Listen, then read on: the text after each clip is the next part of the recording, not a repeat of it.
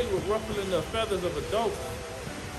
I'm okay to see you crying as you get back in your Mercedes Benz or your BMW or your whatever it is you're driving, and you go back to the suburbs of wherever you're living, and you got heat at night and you're comfortable with your degrees.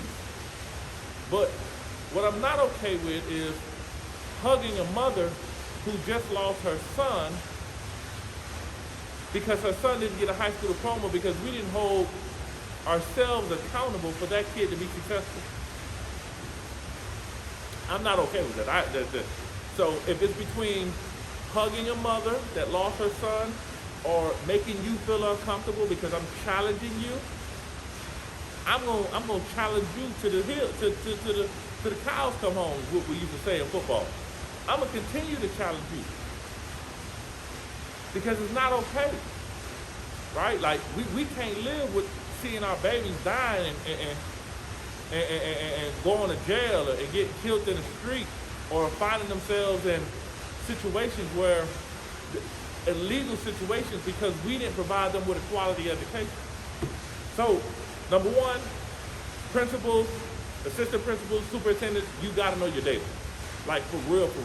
You have to know the suspension data. You have to know the course passing data. I'm a principal right now, I'm looking at the course passing data. How are my kids performing right now in school? Real time. Not tomorrow, not yet. What are they doing right now? How many kids are failing? How many classes are they failing? What teachers have the highest failure rate? And then I have to disaggregate that data. I have to go into that data and then get into the minutia of the data. Really figure out what this data is telling me. Make inferences off this data. And data isn't so that you can go and beat people up, tell them how bad they are, tell them how horrible they are. And trust me, I've made enough mistakes. Had this teacher, and you know, I got grieved for it. She grieved me. She lied in the grievance, kind of like lied. She didn't really tell the truth, but in the grievance, she said, Dr. Abraham called me out and said I was the lowest. I had the lowest course passing data in the whole school, lower than he ever seen, and he said it was mine. Now, I said that. I said, I didn't say it was her. I didn't say it was her.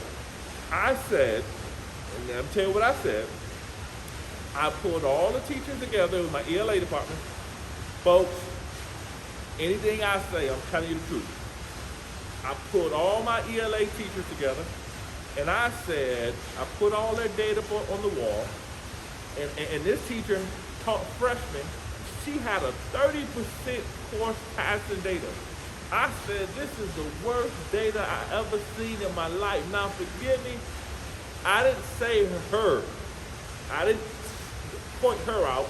I was just saying, this data is no good and we need to fix it. What I learned though, data's not meant to beat people up. And my superintendent at the time said, Mark, you can't, this person already feels bad because their data isn't good and you made them feel worse. I said, Doc, I apologize. I wrote the lady a letter. I apologized to her. And I said, you know, I didn't mean to call you out. That wasn't my intention. And the next year she left, and the course passing data, the teachers worked really hard with that freshman class and got the course passing data up. But principals, I'm not telling you to beat people up. I'm not telling you to beat people over the head with the data, but I am telling you, you got to hold people accountable. Like I am telling you that it's important to have those tough conversations. I'm telling you it's important to have those tough conversations, even in spite of a pandemic. Like, in spite of a pandemic, we still need accountability. I was reading something, somebody said, oh my God, they're gonna still give us state testing, and how they're giving us state testing. Folks, we're still in the business of educating kids. I don't want anybody to be confused about what our jobs are. Our jobs are to educate children. That's what we're here for. Number one, You have to know your data. Number two, you have to own your school principles. You have to own it. You really have to take control over it. You really have to say, this is where we're going. Number three, there needs to be a vision. There needs to be vision for the school. No matter what's going on, where are we going, what we're doing, how we doing it. We're looking for you to have leadership. Heard one principal say, he said to his staff, and I quote, never heard anything as crazy as this. He said, at the beginning of the school year, this is the year of I don't know. I'm looking for you to have leadership. I'm looking to you to give us direction. And the first thing you tell us is, this is the year of I don't know. That translates to, this is the year of I don't care. That translates, and now mind you, this is a failing school. This isn't a high-performing school. This principal's been failing for a long time. The principal got a failing school. Constantly in turmoil. Constantly in an emotional wreck. And he's leading the school. Told the teachers, this is the year of I don't know. Horrible. I've never heard things as crazy as that. But nevertheless, that's principles. You need to own the school. You need to create vision. Leadership is about influencing people to follow you, to accomplish goals. If there's no goals, if there's no vision, we're going to perish. When there's no vision and there's no direction, we perish. We don't have success when we don't have a vision. So, know the data, control that, own that data. Number two, you want to know it, then you want to own the success of the school. The school will be successful. Number three, you have to have a vision.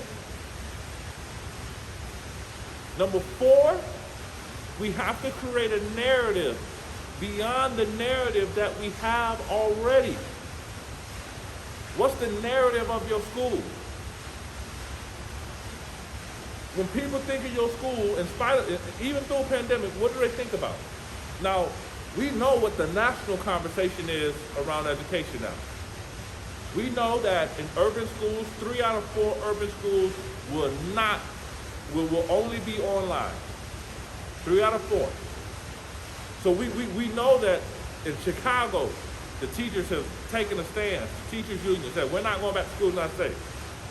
Locally, we had the teachers union take a position and say, it's not safe. Tried to sue the district and was late. So ridiculous. Was late with the junction, so the courts threw it out.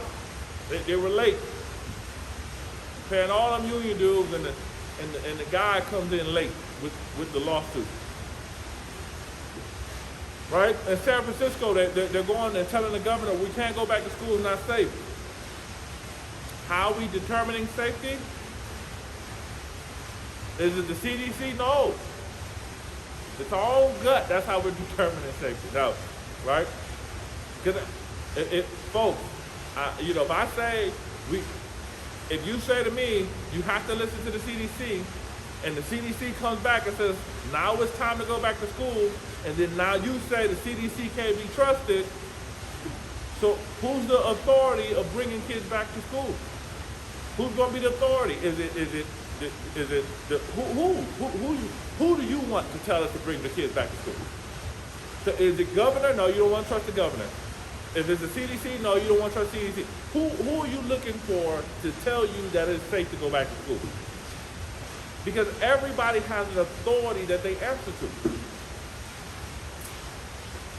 So, principal, let's roll. We're gonna keep going. I'm jumping into content because I want to give you massive amount of content, right? So you got to know your data. You have to own it. Own the success of your school. You ever heard like take the bull by the horn? Number 3, you got to have vision. Where are we going?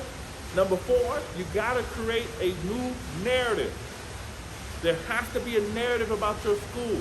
A school that says we're going to have success this year. We're going to be successful this year. No matter what obstacle is thrown at us, we're going to overcome. Yeah, we got fears. Yeah, we have concerns. But we're going to do this together. Right? Number 5, you must create, listen to me, you must create realistic systems for your teachers to follow. That safety piece is so important. You have to create realistic systems. What's the system for kids skipping school? What's your system for if there's a fight that breaks out? What's your system when the kid doesn't wear their mask? What's the system for kids that are coming in late? What's the system for the kid who is not connecting online? What's the system for the kid who doesn't want to turn their computer on? What are your systems and procedures? What things do you have in place? That has to be clear and that has to be abundant. Mind you, when I'm saying system, I am not saying be punitive and you for taking this time and spending it with me. You could be any place else, but you decided to be here with me.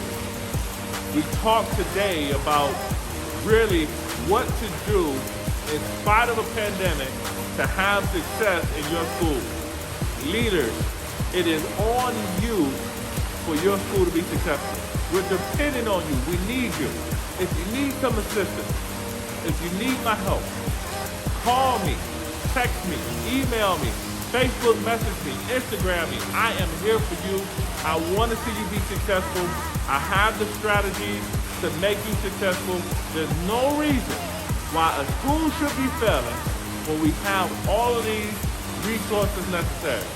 Hey, thank you for spending time with me. I love you.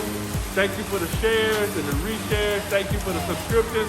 I love you from the bottom of my heart. Until next time, this is Dr. Mark Abraham. Peace.